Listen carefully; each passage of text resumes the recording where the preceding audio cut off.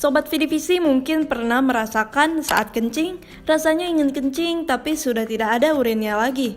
Hal tersebut kemungkinan disebabkan oleh retensi urin. Pada pria, kondisi ini sering diakibatkan oleh pembesaran prostat dan kanker prostat. Sementara pada wanita, penyumbatan aliran urin kerap disebabkan oleh kandung kemih turun. Mengapa demikian? Apakah retensi urin bisa disembuhkan? Untuk mengetahui detailnya, mari kita dengarkan penjelasan dari Prof. Harina R. Harjo, spesialis urologi, berikut ini. Apa definisi retensi urin? Definisi dari retensi urin adalah tidak keluarnya urin yang sudah terkumpul di kandung kemih. Biasanya setelah kandung kemih penuh, seseorang itu bisa mengeluarkan kencing dengan lancar, tetapi ini tersendat bahkan sampai tidak bisa keluar sama sekali sehingga menimbulkan rasa nyeri dan rasa penuh di kandung kemih. Apa penyebab dari retensi urin?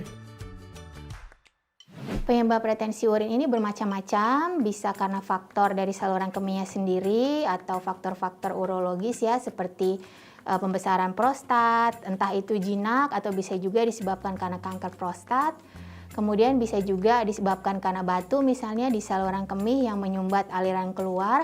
Tetapi di lain pihak juga bisa disebabkan karena penyakit-penyakit lain yang menyebabkan gangguan kontraksi dari kandung kemih. Seperti contohnya diabetes mellitus atau penyakit gula, kemudian penyakit stroke, penyakit di tulang belakang, atau pernah terjadi jatuh atau trauma yang mengenai kepala atau tulang belakang. Apa saja faktor resiko retensi urin?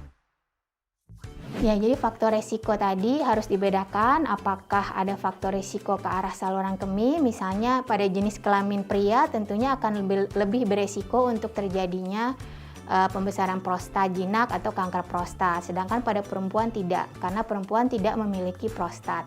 Tetapi pada perempuan bisa terjadi yang dinamakan turun organ panggul atau prolaps organ panggul.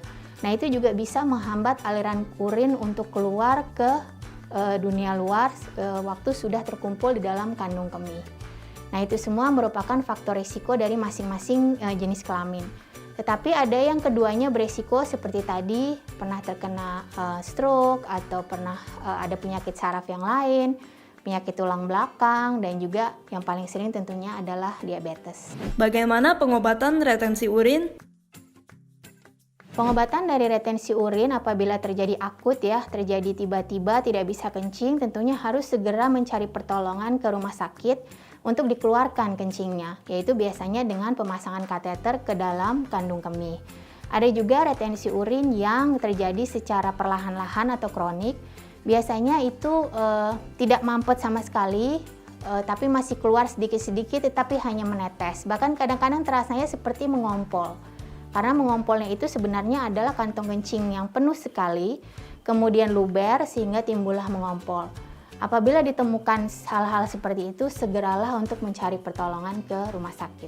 Bagaimana pencegahan retensi urin? Pencegahan retensi urin tentunya adalah untuk mencegah ya penyakit-penyakit seperti diabetes, penyakit stroke dengan mempraktekkan gaya hidup sehat ya, berolahraga, makan makanan yang sehat.